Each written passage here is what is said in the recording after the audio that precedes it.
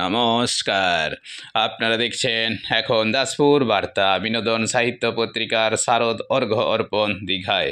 পশ্চিম মেদিনীপুর জেলায় মেদিনীপুর শহরের barge town থেকে প্রকাশিত বিনোদন সাহিত্য পত্রিকা গোষ্ঠীর উদ্যোগে শারদ সংখ্যা 1432 আনুষ্ঠানিকভাবে প্রকাশিত হয়েছে 7ই সেপ্টেম্বর তথা 21শে ভাদ্র রবিবার। এদিন পূর্ব মেদিনীপুর জেলায় দীঘার ফোরস্কোয়ার হলিডেজ অডিটোরিয়াম হলে 3 শতাধিক সাহিত্য অনুরাগী ভরা সাহিত্য সভায় আগ্রহীদের হাতে শারদ অর্ঘ্য অর্পণ করা হয়েছে।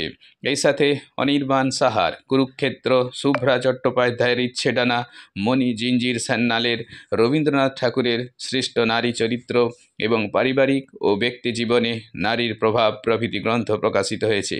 এদিনের সভায় সাহিত্যানুরাগীদের সাথে আরও সামিল ছিলেন পঞ্চবান কাব্য ঘরানার স্রষ্টা সুশান্ত ঘোষ, ডাক্তার সুবীর কুমার ঘোষ, নিগমানন্দ মণ্ডল, সমর গোস্বামী, কাশীনাথ দোলই, শিবশঙ্কর বক্সি, দেবাশিস খান প্রমুখ।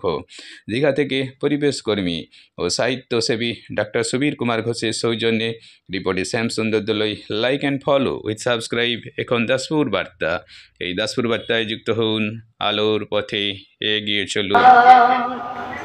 সাহিত্য পত্রিকার সঙ্গে থাকো, সাহিত্য পত্রিকার সঙ্গে থাকো, অসংখ্য আপনজন বিনোদন আমার, বিনোদন তোমার, বিনোদন সবার আছে। দিগন্ত মাঠ, স্বপ্নে সবুজ মাটি, নীরবে মৃত্যু গেড়েছে এখানে ঘাঁটি। কোথাও নেই কোপার, মারিও মরক মন্বন্তর, ঘন ঘন বন্যার আঘাতে আঘাতে ছিন্ন ভিন্ন ভাঙা নৌকার পাল। এখানে চরম দুঃখ কেটেছে সর্বনাশের খাল। ভাঙা ঘর, ফাঁকা ভিটেতে জমি, এখানে মৃত্যু হানা দেয় বারবার।